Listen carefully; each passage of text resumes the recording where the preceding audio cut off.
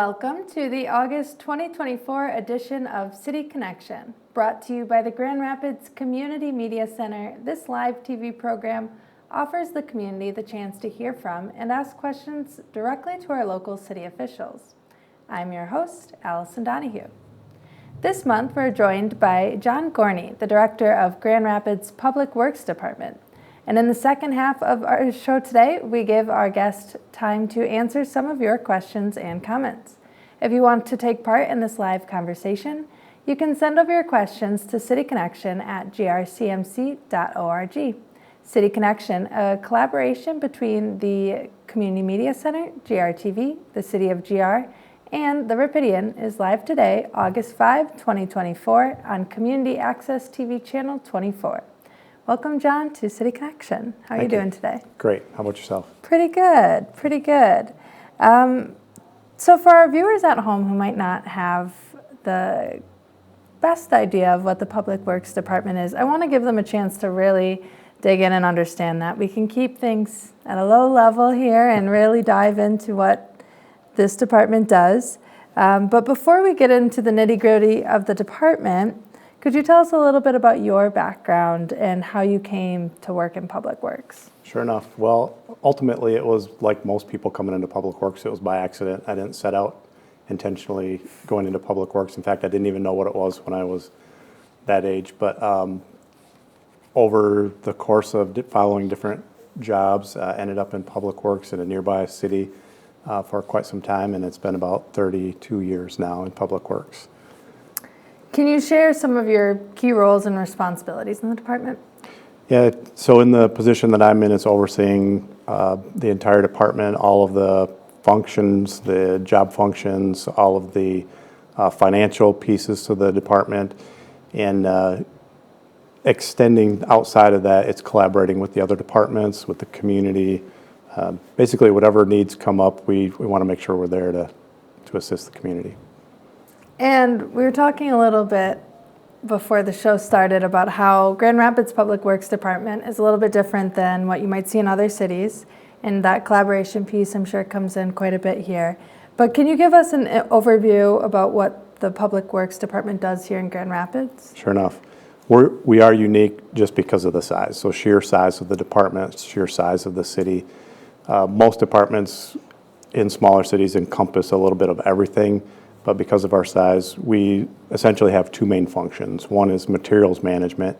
So on the materials management side, we're responsible for the refuse collection, recycling collection, and yard waste collection. We also oversee the compost facility. And then on the streets maintenance side, it's everything from street sweeping to pothole filling, paving. We do some trench repair work, things like that. Are you in charge of plowing the streets? Yes, and plowing the streets during the winter. Great. Absolutely. I'm sure you get lots of calls on that in the winter sometimes. Depending on the winter, yes. Yeah, Yep. yeah. So breaking it down a little bit more, how does the Department of Public Works impact the daily lives of Grand Rapidians? How can we kind of expect to, or even if we don't know that we're working directly with the Public Works Department, Yep. How do you fit into that? Well, Public Works in general is essential to the city, to the fidelity of the city. We have some forward-facing positions. So, for instance, refuse collection is forward-facing. You can meet your refuse collection operator if you have the city services. So that's one thing that's kind of unique about the city is we have an open market, meaning that there are other private haulers in the city. We do have the majority of the residential market is with our department. But so from those positions, they're forward-facing. You can go out and talk to your driver that is on your route. So that's essential. If we don't collect trash for a day, that's going to be a rough day for a lot of people. If we don't collect trash for a week, we have a public health crisis. So it's important. It's necessary. Same thing in if you mentioned winter. So if it's snowing and we don't show up, the whole city comes to a halt. So they're critical jobs. They're very important. What is one thing you wish the general public knew about the Public Works Department, or something you believe is largely misunderstood by the public? Yeah, I would say that the first thing that comes to mind is we have a staff of almost 100 people in our department, and I would say they're very dedicated to their jobs. They take their jobs seriously. They all want to provide a good service to the community. And so if there's a feeling that maybe we missed something or that we did something intentionally, I'll give you a good example is putting snow in somebody's driveway. That develops into quite a few phone calls over the winter. The people in the department really do want to do a great job for the community. So that can be a little bit frustrating for our staff taking those calls, and also the amount of time. Sometimes it snows and we forget that there are people still working through the night. They've been working long hours trying to make sure that the roads are clear, and it takes some time to get through the whole city. But I guess that's something I really want the public to know, that we are dedicated and we're there. Those events, we're there until we're done. Yeah, so you're not skipping people's roads just because you don't like them. No, and if that happens, it's not intentional for sure. All right, good. Can you key us in right now on some of the major projects or initiatives that the department's working on? I'm sure we'll get into more down, but some highlights. Some highlights on the streets maintenance side. This is paving season for us, so every day we're paving. If we're not paving, we have some smaller crews that are doing trench repairs, and so trench repairs are related to utility work by our utility departments. And then on the materials management side, one of the big projects that we're working on right now is we have a pilot program on the recycling, in the recycling area. And that pilot is, and if you want to get into details now, I can. Let's talk about it. Yeah, That's so an exciting one. the pilot's, it's pretty exciting. So essentially there's a camera in 3 of our trucks, so each one of the trucks has a camera. And what it does is identifies, when the cart is tipped, it identifies material that aren't necessarily recyclable materials. So for instance, they're already pre-programmed with what materials are recyclable and what is not.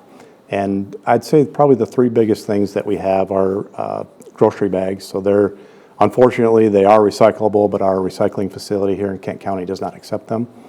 So that's probably the biggest thing that we see.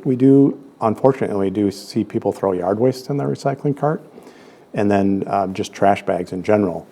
But anyway, so the program identifies those items, it zooms in on them, it snaps a photo, blurs everything else out, and then it sends a postcard, or a postcard is generated to go to that resident. What's nice about that is we review it with our staff ahead of time before it goes out, so that if there's something else that the system missed, we can help it learn and identify items that it should be catching. But we're excited about it. It's hopefully an educational tool that will produce a better quality recyclable material at the end of the day. And did you say how many trucks will have these cameras? Right now we have 3 of our recycling trucks, but we're rotating those trucks through the different routes. So essentially we're going to cover the whole city. Okay. And that has already started this summer? It did. It was right around June 1st when that started. Okay. And do you know how long it'll last? Yeah, it's a 3-month pilot. Okay. So we're nearing the end. We're nearing the end. Yep. What has been the takeaway from it so far? The takeaway so far is that we have a lot of people that are doing a great job recycling, to be honest. We haven't sent out near as many postcards as what we expected. Again, it's an educational tool. We hope to make a connection with residents that maybe have misplaced something in their recycling cart that shouldn't have gone there, and then just educate them that doesn't belong there. But yeah, so far it's been a great pilot and not near as much contamination as what we expected. Are there hopes to keep this pilot going and have these cameras be in every truck? There are hopes, yes. The pilot is running off of a grant, and the grant for that particular aspect is about $90,000. So they're about $30,000 a piece. So we would like to, but then yes, that's $30,000 a truck. That's pretty expensive. So on the topic of recycling, there are a lot of good intentioned people out there that just sometimes get it wrong. Maybe there's too much food waste left on their pizza box or whatever it is. How can people learn how to become better recyclers I think a lot of people get discouraged because they're trying and they're finding out they're not doing it good enough. Yeah. Where would you point them to? So the city's website, we have some information on the Public Works page. There's also a little a test you can take to see if you're a good recycler. Now, it sounds I did like play it today. It's a fun game. sounds like we need to do some modifications, but yes. Also, Kent County's website. So the Kent County manages, the Kent County Department of Public Works manages the recycling facility, and they have some great educational tools as well. And I know my bin at home has like a sticker on the top of does. it that I kind of look at just to make sure before I dump everything in. But yeah. The challenge with that is most bins around the city have an older sticker on them. Oh. And they probably have plastic bags on the sticker. So we've been replacing them as we go along, but that takes a long time. Yeah. So no plastic bags, and if you have a bag of cans, dump out the cans. Dump out the cans. Don't include the bag. Another thing about recycling and trash removal really is that the city has a subsidized trash removal service. It's in partnership with Home Repair Services. Could you tell us a little bit more about that? Yep, so it is an income-based program. It essentially provides folks that qualify with a 32-gallon, it's the smallest cart that we offer, a 32-gallon cart at no charge. Now they can, if they need a bigger cart or a second cart, they can pay for that. But they, like you mentioned, work through Home Repair Services to determine whether or not they qualify. And that's just for the trash. That doesn't include yard or recycling. That's correct. And then there's a few different kinds of things you need to throw away, but some of them are hazardous. Yeah. Where do you recommend people get rid of their hazardous waste? And what is hazardous waste? Because I also think some people think of like skull and crossbones, don't touch this, Yeah. but it's more nebulous than that, I think. Yeah, I guess on the real simple side, a bottle of bleach or a cleaner that you use for your kitchen would be considered a hazardous waste, and you would want to contact the county's Department of Public Works. They have drop-off facilities around the area, but specifically at the recycling center, they have a drop-off for hazardous materials. What about batteries? Are batteries included in hazardous waste? Batteries have been a unique thing. So they were for a while, and there was a separate battery collection, and then now batteries can be thrown directly into the trash. Okay. I would caution, though, say, for instance, like a 9-volt battery, because that, if there's still some power in there and the 2 points connect or somehow touch something together, it can actually cause some issues. And so, for instance, we've had within the last year, I think we've had 3 fires in our trucks because of that. We talked about vapes earlier. Vapes quite often still have batteries that are active when they're thrown away, and they can cause fires. But typically what we recommend people do, especially with a 9-volt, is put a piece of tape over it so it doesn't make connection with the 2 points. Yeah, I didn't realize that. So trucks, like as they're driving, are realizing they have fires in the back? Yes, like I said, it's awful, been I think 3 or 4 times over the last year. We did lose one truck completely. The others we were able to dump the load, get the fire department there, and save the trucks. Be careful with your batteries. Yes, then. please. And there's also some community cleanup events, which might be another place for folks to learn how to recycle better or what to throw away. Can you tell us a little bit about those? Yeah, so community cleanups or neighborhood cleanups, I think they've been referred to as dumpster days in the past. We start right around the 1st of April and go all the way through October. Almost every weekend we have a community cleanup somewhere based on the neighborhood, and there are options there. So people can bring larger items, bulky items that they can't get rid of throughout the year. That's a good place to do that. We also collect recyclables at those cleanups. There's typically some type of metal recycling, so we work with a local person that can haul metals. I know that we started getting into textiles, working with Goodwill, so there are a lot of options to recycle at those events. Okay, so the situation kind of is there's a dumpster that's a little bit free for all if you need to throw big things away. Is that what I'm getting? It's freed For the indirectly. Yeah, it is paid for through the refuse millage. Okay. So through a property tax millage. But if you need to throw something away in your community, you have that opportunity Yes. when it comes. Yep.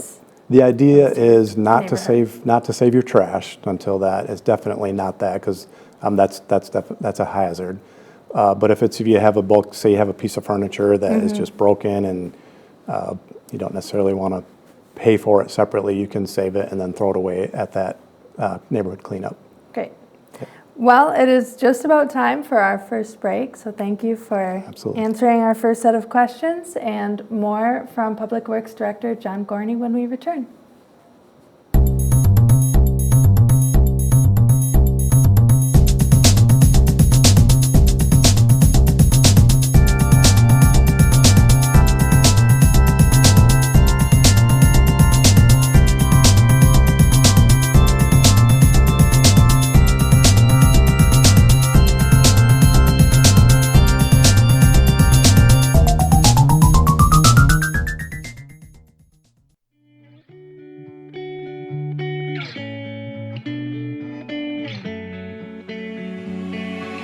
For over 30 years after humble beginnings as a public access TV station, the Community Media Center has grown to be an active, multi-platform media and technology assistance organization, encouraging and enabling our community to push the creative boundaries. We power a variety of resources, including a music-centered community radio station, WYCE, a community venue with stage and screen at Wealthy Theater, citizen-driven journalism with the Rapidian,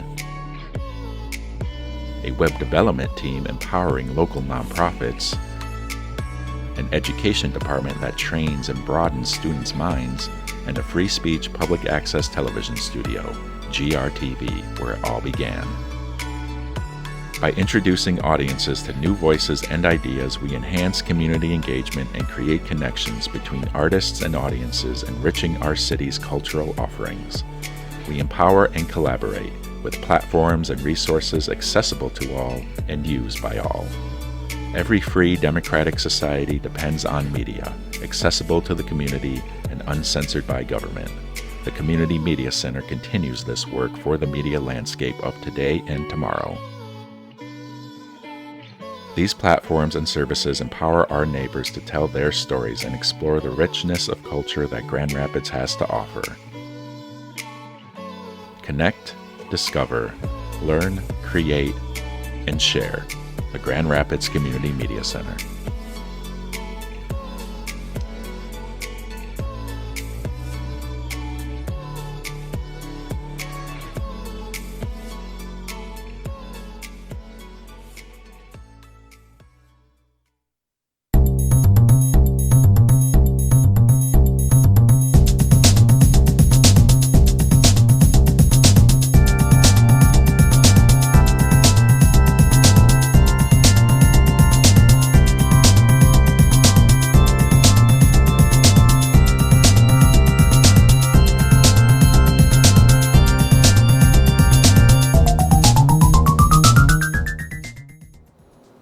Welcome back to City Connection. On today's episode, we're talking with Public Works Director John Gorney. Welcome back. Thank you. So where we left off before the break, we were talking about recycling and trash, composting, hazardous materials, but that is not all that Public Works does. We learned today that you all also work on road repairs around the city. So can you tell us a little bit more about how what Public Works does with repaving is different than maybe what the engineering department does, or MDOT even? Yep. So we work in collaboration with our engineering department, and there are a couple of different programs that they manage compared to what we manage. And with the engineering department, they oversee all of the vital streets, reconstruction, road-to-mill and resurfacing projects. And then we take on what would be a resurfacing of a street to basically enhance it or give it a few more years of life. So the hope is we give it another 5 to 10 years of life. We work cooperatively. We review all the streets on an annual basis, every street in the whole city on an annual basis. And that's all done based on a statewide rating system called a PASER rating. And then that's how we make those determinations of what streets need, what type of repair, and when.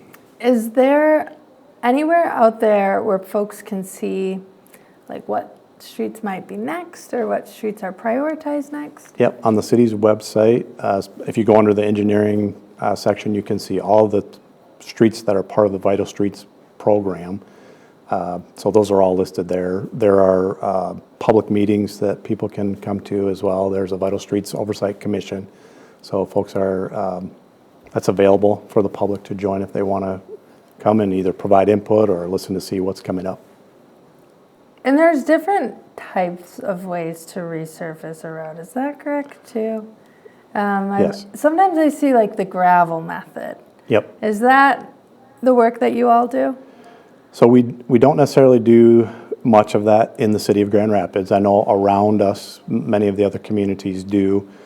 We have been exploring some of those other alternatives, although I know that some of them have not been well received in the past.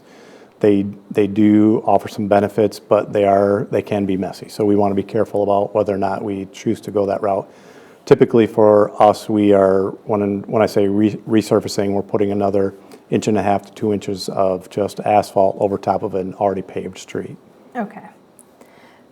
Any that are going on right now in Grand Rapids that drivers might be a little familiar with? There's a very long list going on right now. I would say, and it changes daily, especially with our department. We have and we can refer people to those streets specifically, but we do a good job of notifying everybody on the street ahead of time. Okay, so your projects, when you're working with streets, usually have a quicker turnaround. They do, much quicker. Yep. Yeah, trying to do the full in Division intersection right now, that one has been taking. Yeah. But it's a big project, I'm not complaining. It'll be really nice when it's done. Yeah, it will. It'll be great. So we talked about how we prioritize which roads and infrastructure need the most attention. What would you do, or what would someone do if they have a pothole maybe on their commute to work every day or outside their house and they want it fixed? Certainly report it as soon as possible. If we don't know it's there, we don't know it's there. So we need to know so we can get it repaired as soon as possible. We have a great turnaround once we do hear about it.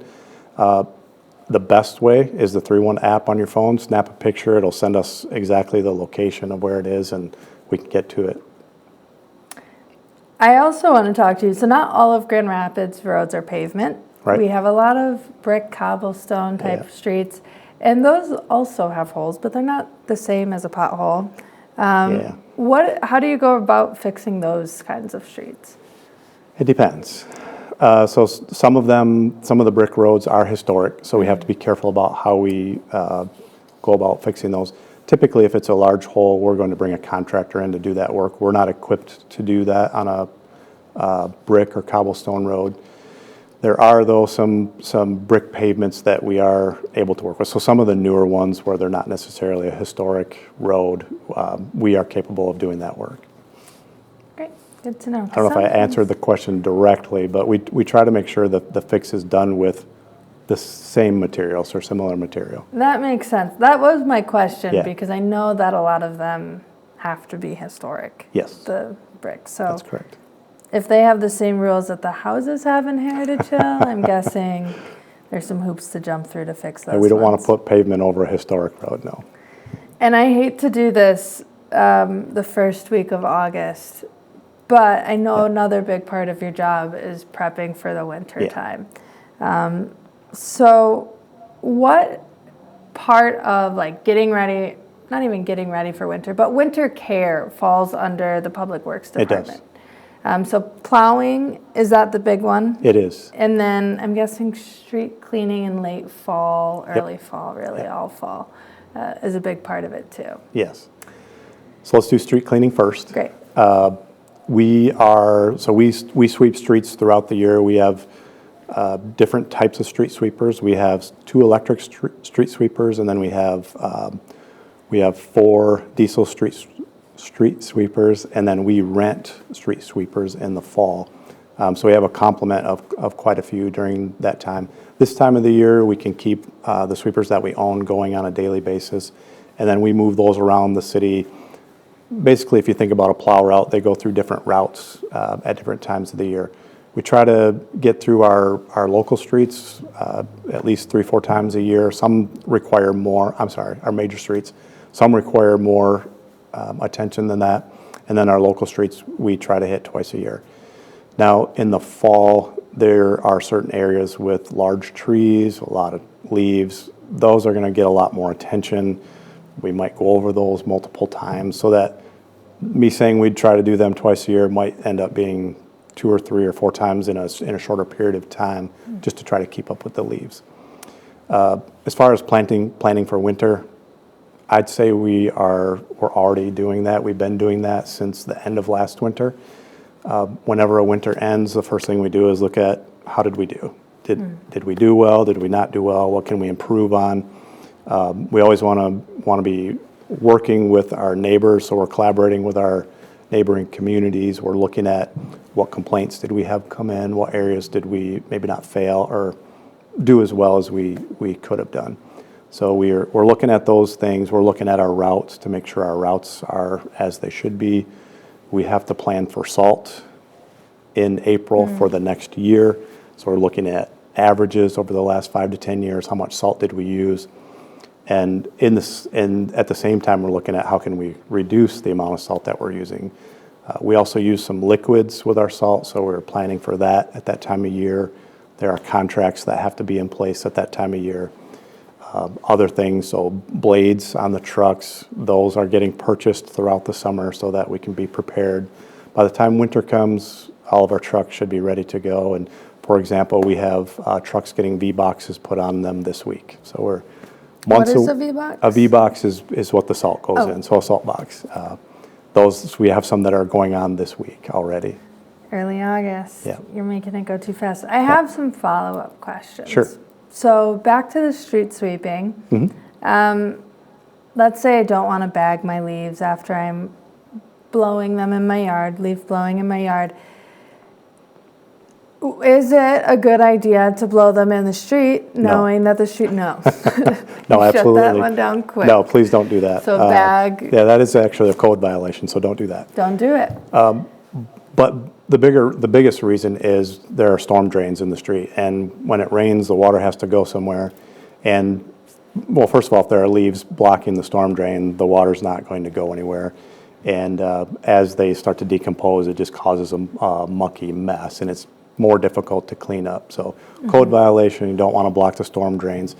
And if by chance winter comes early and we don't get to all the street sweeping ahead of winter, then we're going to have storm drains that are blocked and we're going to have icy roads.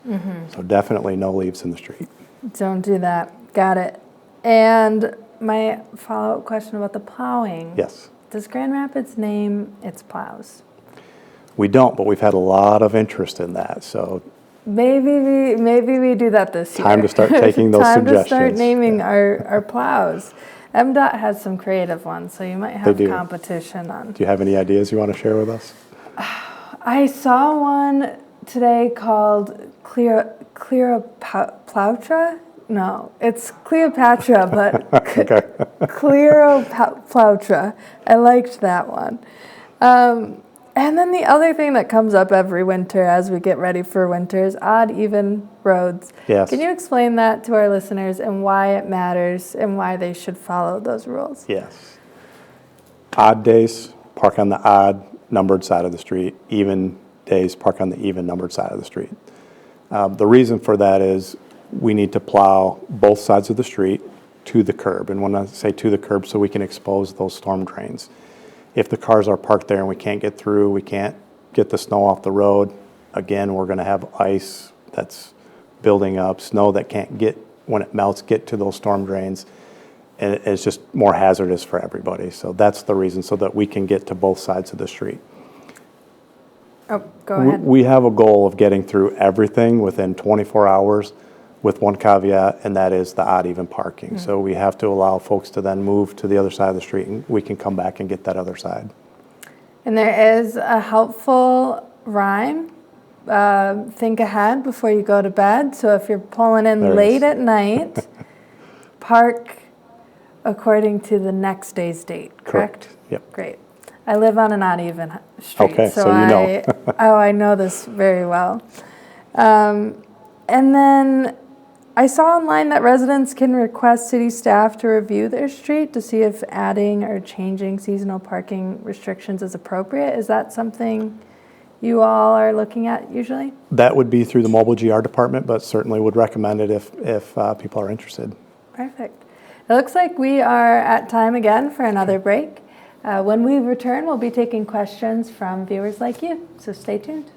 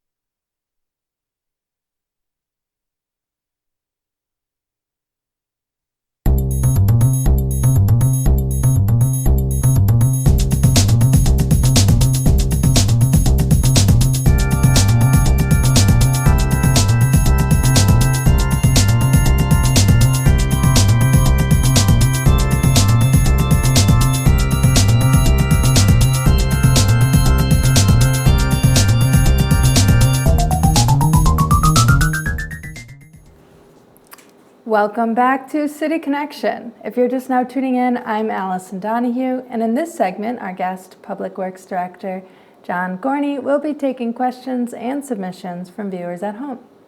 There's still time to take part in the conversation. Just send your questions to cityconnection@grcmc.org.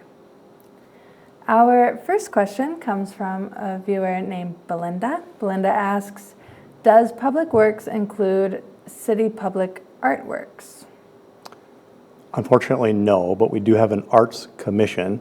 So if, for instance, I'm not sure if the question is related to art that would maybe want to be submitted to the city, but there is an arts commission, so not Public Works. We were talking about a collaboration between art and Public Works, Yes. though, where folks can paint the front of plow trucks. Front plow trucks, it's a fun thing. So maybe not naming a plow, but painting a plow. Right. Yeah. So if you're interested in how art and Public Works can coexist, Yep. there it is. Hal asks, so the city collects recycling and trash, but does the city have to pay the county to use their center?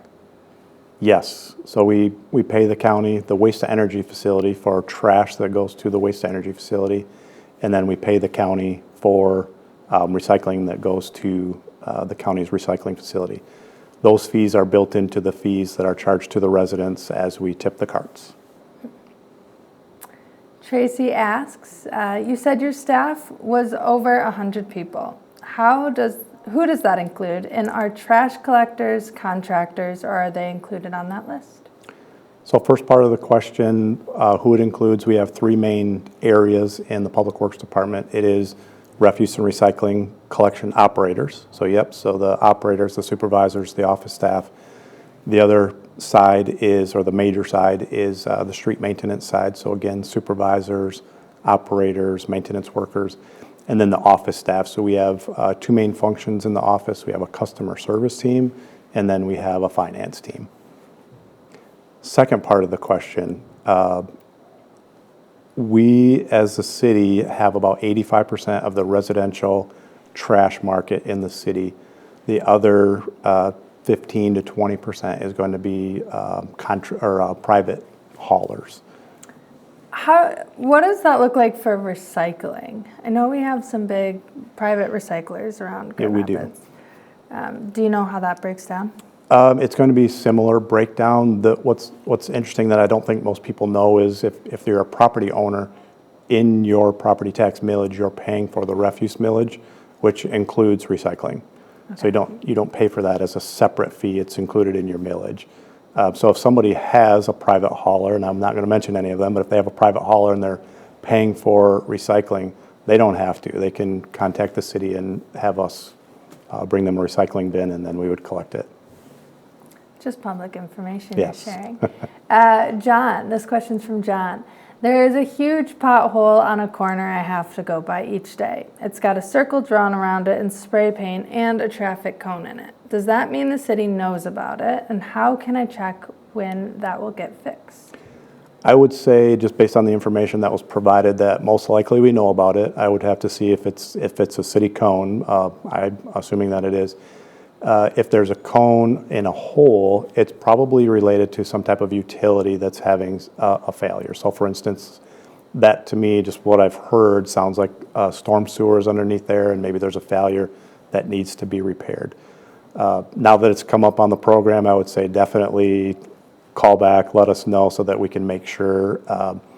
I believe that whichever department is assigned to that work can provide some tracking data, or at least scheduling data back to John so that he knows when the repair is scheduled to be done. So those cones usually indicate something's going on beneath the street. I always thought it was just a nice little warning, like it's both. Swerve. Okay. No, it's both. That makes sense. Question from Joelle. Is camera footage from the recycling trucks FOIA-able? What if there's private information or content caught on camera? Yeah, that's a great question, and I'm glad this question is being asked. So there isn't private information that's being produced from those images. So it's all blurred out. It's specifically focusing on what would be the contamination, or the item that is considered contamination. Is that FOIA-able? Yes, it is FOIA-able information.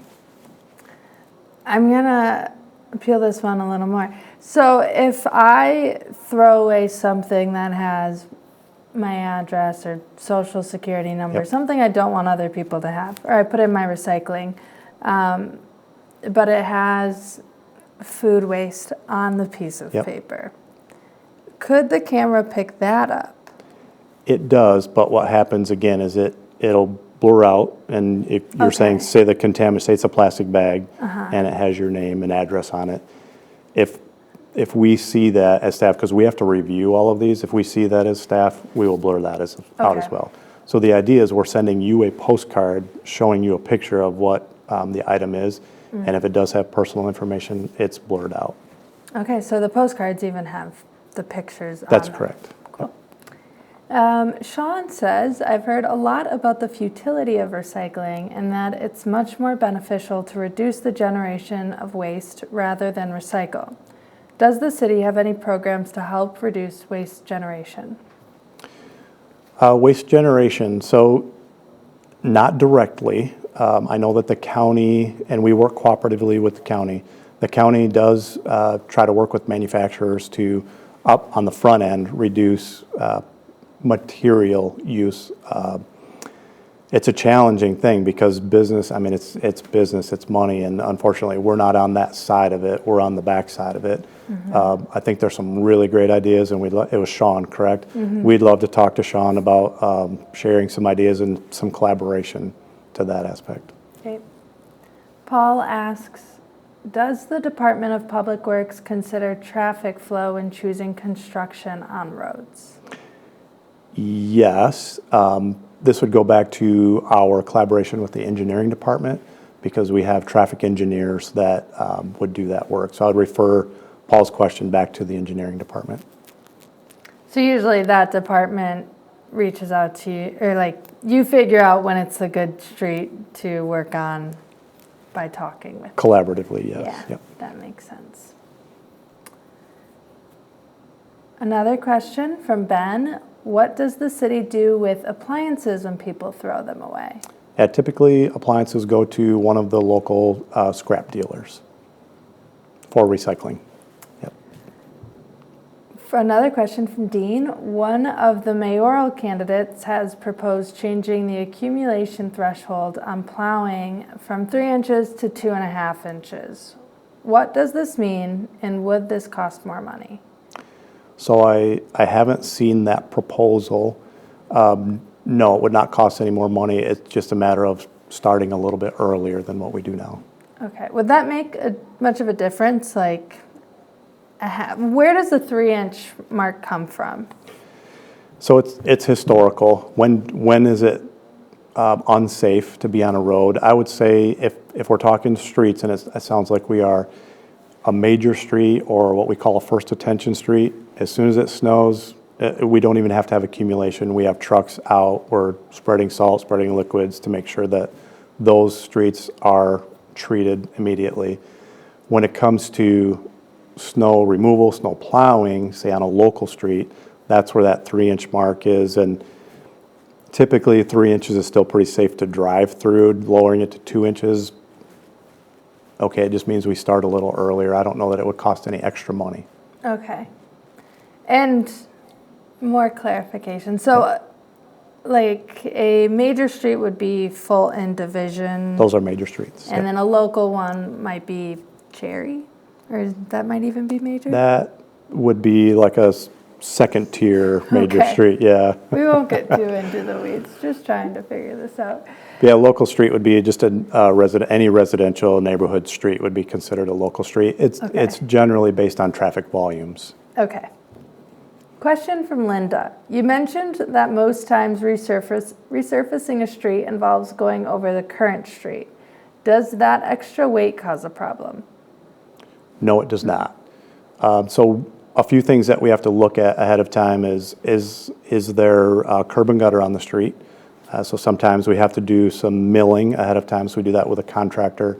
We also have to look at, say for instance, storm sewer or sanitary sewer manholes that could be in the street. Those have to be adjusted, but as far as the additional weight, it doesn't cause any harm to any underlying utilities. Question from Kane. There is a brick road at Logan and Lafayette that has some really big bumps that bottoms out my car when I go over them. Is it possible to fix that? And is that a historic brick road? I believe, yes, that is a historic brick road. I don't know the schedule off the top of my head. I'd have to look with our engineering department to look at that to see when and if that's scheduled to have any repair work done to it. It depends on the bottoming out or the bumps are because of settling of the road or actual holes in the road. Mm-hmm. If it's settling, it would most likely be waiting until we schedule that for reconstruction. If it's an actual hole in the road, that's something we can address immediately. But definitely give us a call with that concern so we can take a look at it. Great. It looks like we might be out of questions from the public for right now, but we're about to go into another break. Is there anything that we've talked about so far that you think might need some more clarification for folks, especially after some of the questions we've heard today? I don't know. I love the questions, though. These are great. I'm passionate about the work that we do. It's, it's service to the community, and like I said, our staff is dedicated. And clarification, I don't think there's any clarification on questions so far, no. Yeah, it seems like it might be a little confusing, and I don't think it's your fault, but just between what the engineering department does in terms of streets, but I'm sure that... I would hope that doesn't confuse the public. That's on our end. That's for us to take care of. So Yeah. if it's confusing, our hope is if somebody calls in with a question, if we're not the department, we're going to either help them get to the right department or find the answer and get back to them with the answer. Yeah, I think the confusing part might be whether a road needs to be resurfaced or redone. Or reconstructed, Yeah, yes. reconstructed, Yep. yeah. But we can take a break now. When we return, we'll be taking more questions from the community. Stay tuned.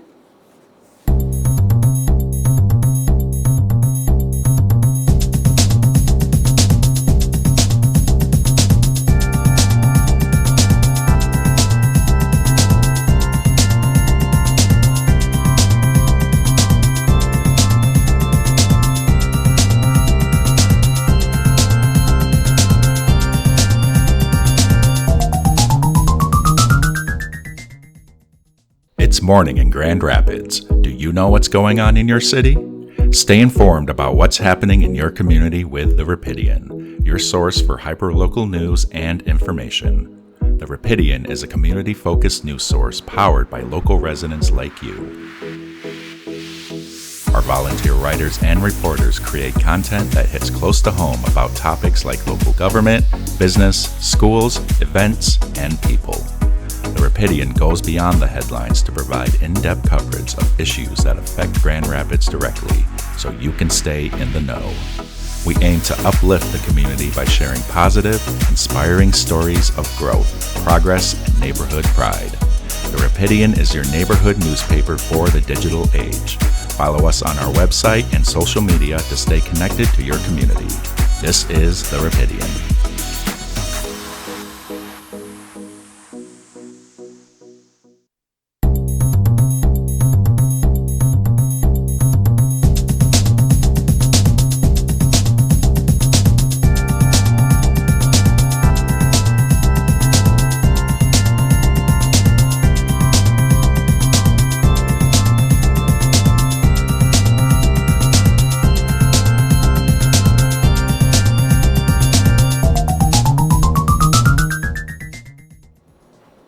And we're back. Here with us on City Connection is Public Works Director John Gorney.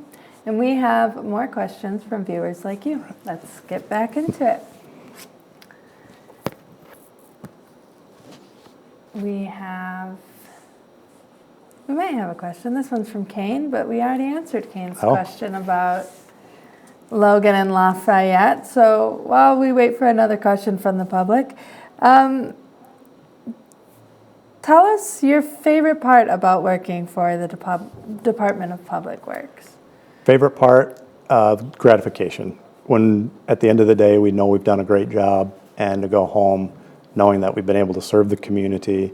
I think that for most of our staff is going to be the gratification we get by serving the community. Get done paving a road, get done with any type of project, or it snows, and at the end of the snow event, we know we've done a great job. There's some satisfaction in that.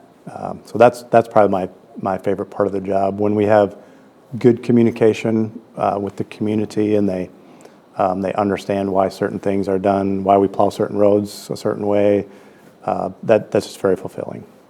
You mentioned earlier that you have driven plow trucks before. Yeah. What other roles have you had within Public Works? My very first job in Public Works was patching potholes. So I was able to work my way up from the bottom into being the director and all the positions in between. So been a maintenance worker, an equipment operator, supervisor, crew leader, manager, and director. So you're passionate about Public Works. I am. It's been a great career. It really has. Question is, does the Department of Public Works maintain sidewalks, or is it just roads? So it's a yes and no. Okay. Sidewalks, it depends on if we're talking about sidewalk snow plowing or sidewalk repair. So I'll answer it both ways. So if it's sidewalk repair, again, we work collaboratively with the engineering department. They have different programs. So they have just an infill program where there are places where there isn't any sidewalk, and so they have contracted services that install sidewalk. There's a program for hazardous sidewalks. So if there's a trip hazard, that's typically done with a contractor as well. Internally, we do some sidewalk work. So for instance, if somebody has a lead service that's replaced, we would do the asphalt, the curb, and the sidewalk repair within our department. So yeah, it's a yes and no. With snow plowing, we do plow about 40 miles of streets internally. Those are going to be, sidewalks. We plow about 40 miles. That's internal. Those would be sidewalks that are adjacent to city properties. In addition to that, we have a contract with 2 different vendors this last year for sidewalk plowing. It's strategic based on more or less major or first attention routes. We have about 200 miles of sidewalks that are plowed with those contracts. But for the most part in the winter, like in a residential area, the sidewalk in front of your house is your responsibility to make sure. Even the sidewalks that are plowed with city forces and or contracted services are still the responsibility by code of the property owner. Yes, that is So correct. it might just be kind of a nice surprise to see that someone from the city came through or a contractor came through. Yeah, and the reason for that is especially on a first attention route, we're putting a whole lot more snow and slushy, icy snow from the road onto the sidewalks more often. And so we realize we're adding to the issue more and more. So Yeah. it makes sense that we have those sidewalks plowed. On a local street, that's not necessarily the case. That makes sense. Yep. Kim asks another plowing question. If plowing is light for a given winter, what does the city do with the money it saves? So anything within the major and local streets funds that is not used drops to fund balance. So basically to the savings account for those funds. Have you noticed that over time? I mean, every year is different, but have you noticed a shift in the amount of plowing that's needed each winter? Having done this for 30 plus years, Yeah. I've seen ebbs and flows. So I've seen some really light winters, and this last winter is a great example. I don't think it snowed until February, and we had 30 some inches within a week's time. That was unique, but I've seen that in the past. And then we've seen winters that, for instance, the polar vortex. And then we've had, I think since 2020, we've had the 5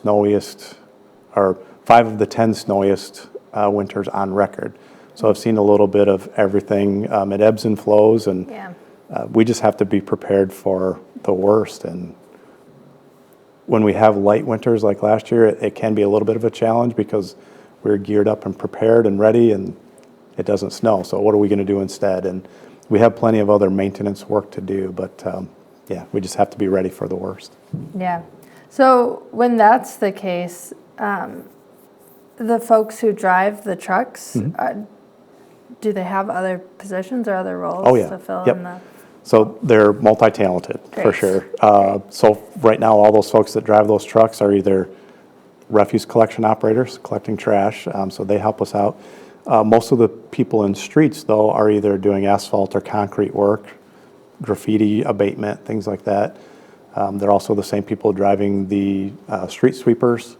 And then because of our staffing and the trucks that we have, we actually have to bring in people from other departments. So there might be somebody from the water department or the sewer department that will also help us plow during the winter. And good thing we have 4 seasons in Michigan Yeah. because it keeps folks' jobs interesting. Absolutely. William asks, last year my mailbox got taken out by a big wave of snow from a plow. Is that something the city can reimburse? Yes, so there's a process on the website to file a claim with the city for that. It used to be in the past, it was only if we actually hit the plow, but we realized that there are other circumstances involved there. So yeah, there's a process on the city's website for filing a claim for reimbursement. Question from George. How would you go about throwing away large broken exercise equipment like an ancient treadmill? You could save it for neighborhood cleanup, but there are some private haulers out there, or we do have the option in the city for bulk collection. So bulk collection sticker is $35. That can be obtained at City Hall. One question for me. I have neighbors sometimes who will put like couches on the side of the street. And eventually I might see a yellow sticker on there saying it's going to get picked up. But if you just see like the folks who are picking up those bulk items, they're not just going to pick up any couch that's sitting on the curb, right? That's correct. All right, so you have to get the sticker. You have to get the sticker, and then the folks that are doing, they'll get a list every day of where they're going to get those bulk items. But if it's just sitting out there, no. And you don't need to help them pick it up, right? You guys bring the manpower to lift the couch? Great. That is correct. All right. We have more questions. From Jan, does the city pay extra for recycling if people don't follow the rules of recycling? That's a great question, and I'm glad that one was asked as well. So for instance, if there is a contaminated cart, the county does allow for a certain percentage of contamination. However, if we exceed that threshold, yes, there's essentially, we'll say, a fee or a fine that the city is charged for a contaminated load. Sometimes those loads will be rejected, meaning we will have to bring trucks back. The county will scoop it up. We'll have to truck it out and bring it to the waste-to-energy facility. So it can be very costly for the city for contaminated recyclables. So now that there's cameras in place and we can kind of see if there's a lot of contaminated things going into the recycling, does the city ever, or city employees ever sort it out themselves before sending it in? Yes, they do. So besides the new system, there are already cameras installed that the driver sees what's coming out of the cart. So they can see exactly what's being tipped. The drivers know that if they reach a certain threshold of contamination, that we would potentially get fined. So it's better to take that load. It doesn't happen very often, but it does happen. They can take that load right directly to the waste-to-energy facility, which is unfortunate that we'd have to do that, but it does happen occasionally. Yeah. So yeah, that's tax dollars. So gotta organize your trash and your recycling. Yeah. From Karen, we've had a couple of water main breaks this year. Does the Department of Public Works work on fixing or preventing this? So water is a separate department, I would say that, and that's a great question for the water department. I don't want to answer for them, but I know that they do. But I'm not going to answer for them. That's fine. Different department. Yep. What is the budget for the Department of Public Works, and how much of it is local taxes versus grants or federal state funding? Good question. So on the major and local streets side, it's almost equal. So major and local streets combined is about $20 million. That's mostly funded through fuel taxes. So that would be state and federal fuel taxes. And then on the materials management side, we have two different sources of funding. One is the pay-as-you-throw system. So when the cart is tipped, there's a fee for tipping the cart based on the cart size.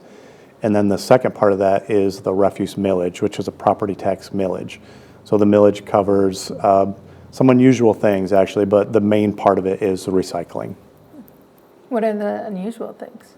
So unusual things that are paid for out of that millage is the compost facility.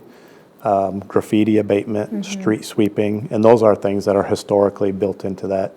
And I don't think I answered the second part of that question. That's about $18 million. So we're $38 to $40 million overall for the department budget. Question from Samantha. I've seen a reduction in salt being used to prevent snow last year, and I saw a lot of more gravel instead. Is that just me, or is that based on damage to streets from salt, or is there some other reason? So first of all, no gravel within the city of Grand Rapids. We don't use gravel or sand. The reason we don't do that is because we have a stormwater permit. It's a federal permit, and that would contaminate the stormwater. So we don't put sand or gravel on the road. We use salt combined with calcium chloride as a liquid. The reason there would be less salt is we're just getting smarter. like I said, I've been doing this for 30 years. We used a lot more salt back then than what we do now. Technology is so much better. The drivers have an incredible amount of technology, so they can really dial in on how much salt they need to use based on the street, based on the conditions. It's all road temperature, air temperature. Is it a dry snow? Is it a wet snow? So we're getting smarter. We want to use less salt because it does have an impact to the environment. Great. It looks like it is about time for us to wrap it up. I want to say thank you to everyone who has written in today and asked questions, and thank you, Absolutely. John, so much for answering those questions. For sure. And humoring mine at the same time. That's all the time we have today, so thank you to our guest for coming in, and thank you to all of you at home for tuning in and sending in your questions. Don't forget, you can always catch the rebroadcast through the month of August on Cable GRTV's Channel 25 or on GRTV YouTube page. See you next month, Grand Rapids.